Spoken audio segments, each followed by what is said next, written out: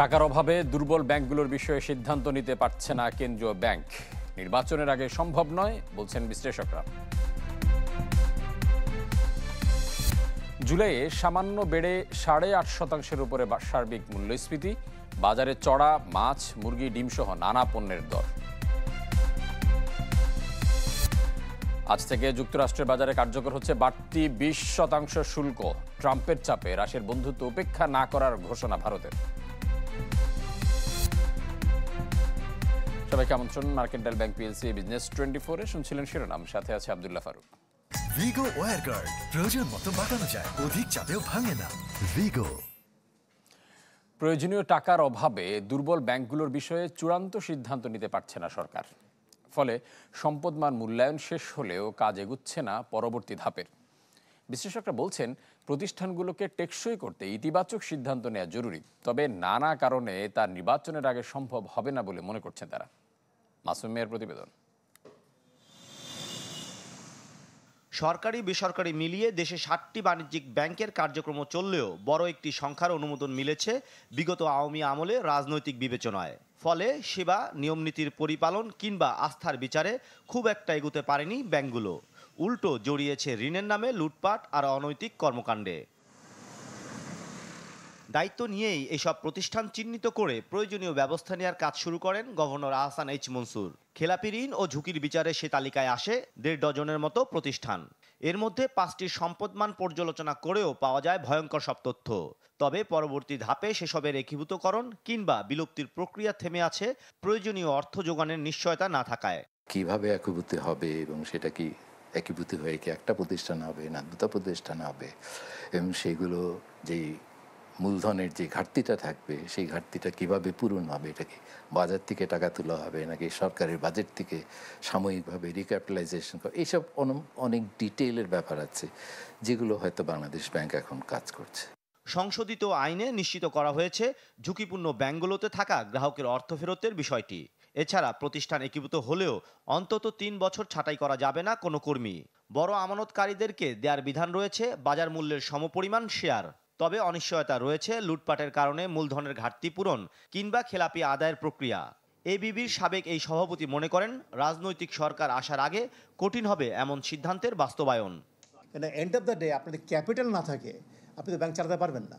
তো এই জন্যই আমার কাছে মনে হয় এগুলো একটু সময় নেবে। হয়তো এমনও হতে পারে এই প্রক্রিয়াটা শুরু হতে হতে হয়তো নির্বাচনের পরে গিয়েই এটা শুরু হবে। এখন হয়তো এই মুহূর্তে যে কথাগুলো হচ্ছে এগুলো পসিবলি একটা মার্কেটে একটা জানান যে এই ঘটনাগুলো ঘটতে পারে।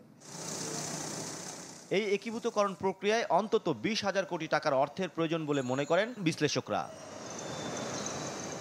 মাসুম মিয়া, চ্যানেল 24, ঢাকা। বাজারে জিনিসপত্রের দামের ঊর্ধ্বগতির চিত্র ফুটে উঠেছে মূল্যস্ফীতির উপাত্তে। বাংলাদেশ পরিসংখ্যান ব্যুরো বিবিএস এর হিসাবে জুলাই শেষে যা 8.5%-এর ওপরে, এই হার গত মাসের চেয়ে বেড়েছে 0.06 পয়েন্ট। প্রতিবেদন অনুযায়ী এ সময় খাদ্যপণ্যের মূল্যস্ফীতি 0.39% পয়েন্ট বেড়ে ছাড়িয়েছে 7.5%-এর ঘর। একই প্রবণতা ছিল খাদ্যের বাইরে পণ্য ও সেবার ক্ষেত্র। গত মাসে পরিকল্পনা কমিশনের জিইডির এক প্রতিবেদনে বলা হয়, খাদ্য মূল্যস্ফীতি বৃদ্ধির মূল কারণ চাল ও মাছের অতিরিক্ত দাম, যা জুলাই শেষেও বেড়েছে কয়েক দফা। এর আগে সবশেষ জুনে 3 বছর পর 8.5%-এর নিচে নেমে আসে এই সূচক।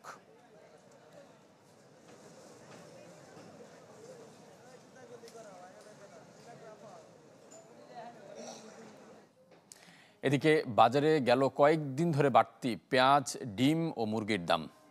যোগান স্বাভাবিক থাকার পরও সঠিক কারণ জানাতে পারছেন না বিক্রেতারা। অন্যদিকে ইলিশের সরবরাহ কম থাকায় প্রভাব পড়েছে অন্য মাছের দামে। নিত্যপণ্যের দামে দীর্ঘদিন স্বস্তির পর হঠাৎ নৈরাজ্য বাজার জুড়ে। সবুজ শাকসবজি, আমিষ কিংবা পেঁয়াজ, যে পণ্যই হোক না কেন সবকিছুরই দাম লাগাম ছাড়া। বেশিরভাগ সবজি 70 থেকে 80 টাকার ঘরে। করলা, কাঁকরোল বিক্রি হচ্ছে 100 টাকায়, আর বেগুনের দর ঠেকেছে 150 টাকা পর্যন্ত। টমেটো, গাজর কিনতে গুনতে হচ্ছে বাড়তি দর।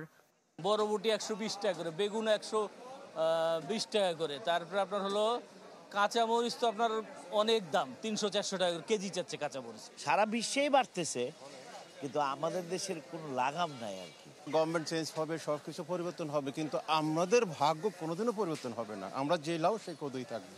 সপ্তাহ ব্যবধানে 20 টাকা বেড়ে পেঁয়াজের কেজি এখন 80 টাকা। 160 টাকার আদা 240, বেড়েছে মসুর ডালের দামও। চালবাজি থামেনি চালের বাজারে। দেশি পেঁয়াজ আপনার শেষ পর্যন্ত, এই কারণে দেশি পেঁয়াজের দামটা এখন একটু বাড়তি। কমাতে হলে বাইরের দেশে কিছু পেঁয়াজ আনতে হবে। আগে ডিম কিনেছি 120, আজকে 140। সপ্তাহ ঘুরি দেখ কোন দাম বেশি কম পাওয়া যায়। কম এত কয়েকদিন আগে কিনছি এই দামে, এখন এত তাড়াতাড়ি বাড়িয়ে গেছে হঠাৎ করে, মাথা তো খারাপ হয়ে যায়। আমিষেও নাজেহাল অবস্থা। ব্রয়লার 180 টাকা আর সোনালী মুরগি 340 টাকায়। ডিমের ডজন 140। জাতীয় মাছ ইলিশ এখন বিলাসী পণ্য।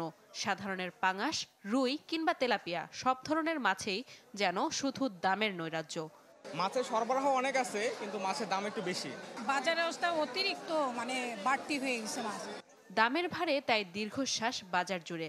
লাগাম টানা না গেলে অধরায় থেকে যাবে মূল্যস্ফীতি নিয়ন্ত্রণের উদ্যোগ। নাদিয়া ইসলাম তুলি, চ্যানেল 24, ঢাকা। আজ থেকে যুক্তরাষ্ট্রের বাজারে কার্যকর হচ্ছে বাড়তি শুল্ক হার, বাংলাদেশের জন্য যা 20%। ফলে নতুন হার অনুযায়ী গড়ে 35% শুল্ক দিয়ে পণ্য রপ্তানি করতে হবে দেশটির বাজারে।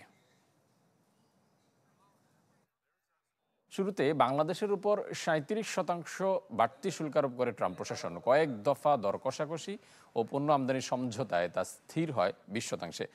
বাংলাদেশ ছাড়া আরও 66টি দেশকে বিভিন্ন হারে বাড়তি শুল্ক দিয়ে পণ্য বিক্রি করতে হবে। এই তালিকায় আছে ভারত, পাকিস্তান, শ্রীলঙ্কা, ভিয়েতনাম, ইন্দোনেশিয়া, যুক্তরাজ্য ও ইউরোপীয় ইউনিয়ন। তবে চীনের সাথে আলোচনা চলমান থাকায় নতুন করে বাড়তি মাশুল গুনতে হচ্ছে না দেশটিকে।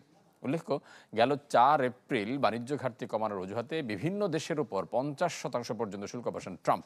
পরে 2 দফায় তা 4 মাসের জন্য স্থগিত করা হয়।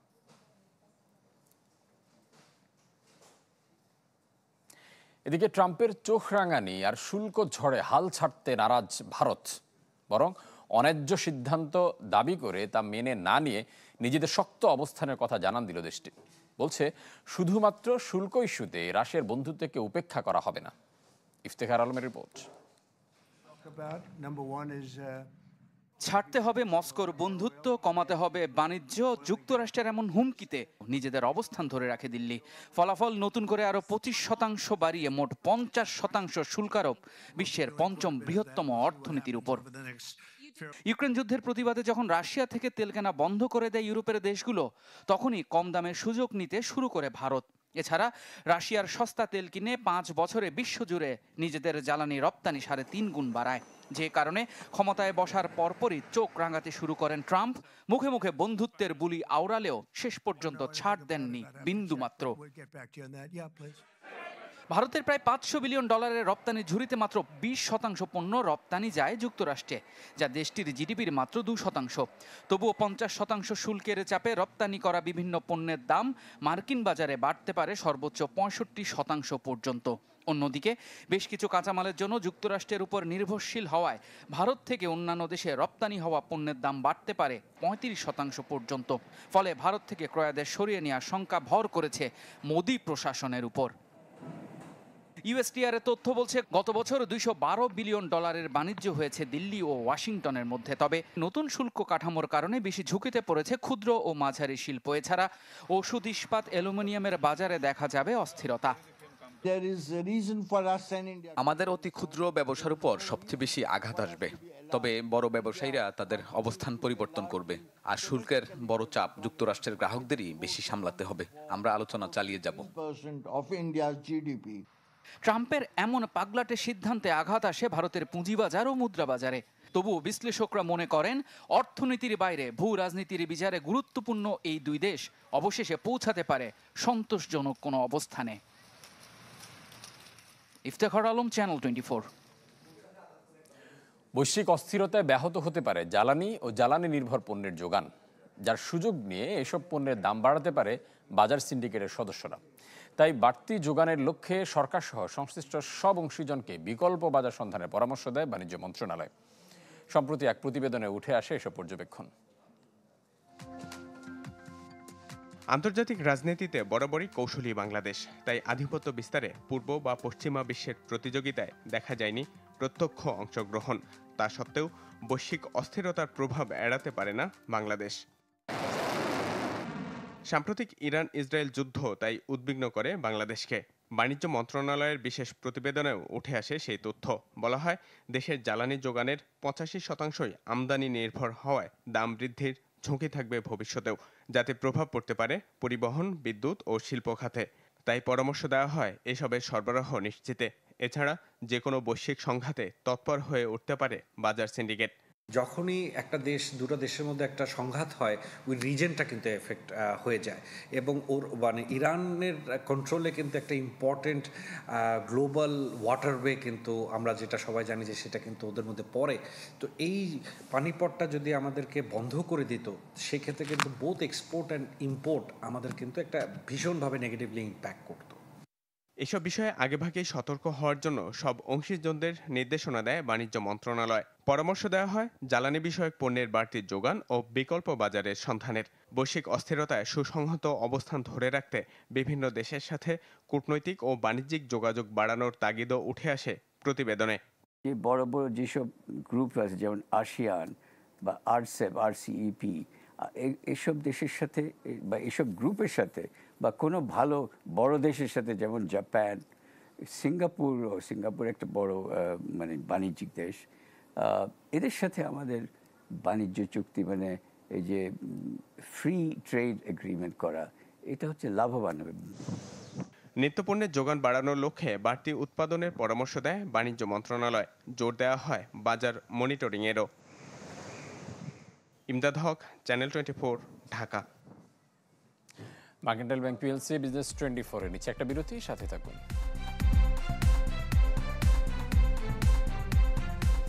দেখছেন মার্কেন্টাইল ব্যাংক পিএলসি বিজনেস 24। বাজার ব্যবস্থা থেকে অসাধু ব্যবসায়ীদের আধিপত্য নির্মূল করা হয়েছে বলে দাবি করেছেন বাণিজ্য উপদেষ্টা শেখ বশির উদ্দিন। 24-এর গণঅভ্যুত্থান বিষয়ক এক অনুষ্ঠানে এ দাবি করেন তিনি। উপদেষ্টা বলেন, গেল 1 বছরে রপ্তানি ব্যবসায়িক সক্ষমতা ও পরিবেশ নিশ্চিতে অগ্রগতি করতে সক্ষম হয়েছে অন্তর্বর্তী সরকার। কিন্তু তা নিয়ে উপদেষ্টারা তুষ্ট নন বলেও জানান তিনি। বিভিন্ন সংস্কার কার্যক্রম পুরো বাস্তবায়ন করা না গেলেও উপযুক্ত রোডম্যাপ ধরে এগুনের প্রতিশ্রুতি দেন তিনি। জানান, সমৃদ্ধ অর্থনীতি ও বৈষম্যমুক্ত বাংলাদেশ গড়তে পরবর্তী নির্বাচিত সরকারকে বেগ পেতে হবে না। আমরা অনেক ক্ষেত্রেই অগ্রগতি অর্জন করেছি। আমরা বাজার ব্যবস্থায় সিন্ডিকেশনকে নির্মূল করতে সক্ষম হয়েছি। আমাদের ব্যালেন্স অফ পেমেন্টে আমরা এখন সারপ্লাস, আমাদের ফাইন্যান্সিয়াল অ্যাকাউন্টে আমরা এখন সারপ্লাস। আমাদের রপ্তানি, গত মাসের রপ্তানি সম্ভবত 32 মাসের মধ্যে হায়েস্ট অর্জিত হয়েছে। প্রধান উপদেষ্টা নিজে এবং উপদেষ্টারা কেউ তুষ্টিতে নেই, সকলেই আত্মসমালোচনায় নিমজ্জিত আছে এবং কিভাবে কোর্স কারেকশন করা যায়, আরও বেটার পারফর্ম করা যায়। দর্শক, সপ্তাহের শেষ কার্যদিবসেও নেতিবাচক ধারায় দেশের পুঁজিবাজার। গতকাল বুধবারও ছিল নেতিবাচকতা। সপ্তাহের শুরুতে কিছুটা ইতিবাচকতা থাকলেও শেষ পর্যন্ত তা ধরে রাখতে পারেনি শেয়ার বাজার। এবার জানিয়ে দেব আজকের পুঁজিবাজারের দিন শেষের খবর। আমরা যদি দেখতে চাই, ঢাকা স্টক এক্সচেঞ্জের প্রধান সূচক ডিএসইএক্স, সেখানে 63 পয়েন্ট কমে দিন শেষে অবস্থান করছে 5408 পয়েন্টে। এছাড়াও যদি আমরা দেখি, ঢাকা স্টক এক্সচেঞ্জের লেনদেন হওয়া শেয়ার ও মিউচুয়াল ফান্ডের মধ্যে 79টির দাম বাড়ার বিপরীতে কমেছে 268টির দাম, আর অপরিবর্তিত অবস্থায় রয়েছে 51টির দাম, আর লেনদেন হয়েছে 706 কোটি টাকা। এই মুহূর্তে আমরা যদি চট্টগ্রাম স্টক এক্সচেঞ্জের সার্বিক সূচক সিএসপিআই, সেখানে দেখতে পাচ্ছি 186 পয়েন্ট কমে দিন শেষে অবস্থান করছে 15,168 পয়েন্ট। আর এছাড়া চট্টগ্রাম স্টক এক্সচেঞ্জে লেনদেন হওয়া শেয়ার ও মিউচুয়াল ফান্ডের মধ্যে 58টি দাম বাড়ার বিপরীতে কমেছে 141টির দাম, আর অপরিবর্তিত অবস্থায় রয়েছে 24টির দাম, আর লেনদেন হয়েছে 25 কোটি টাকা। এটি ছিল ঢাকা এবং চট্টগ্রাম স্টক এক্সচেঞ্জের আজকের লেনদেনের খবর। এরই সাথে মার্কেন্টাইল ব্যাংক পিএলসি বিজনেস 24-এ নিচ্ছে আরও একটা বিরতি, সাথে থাকুন।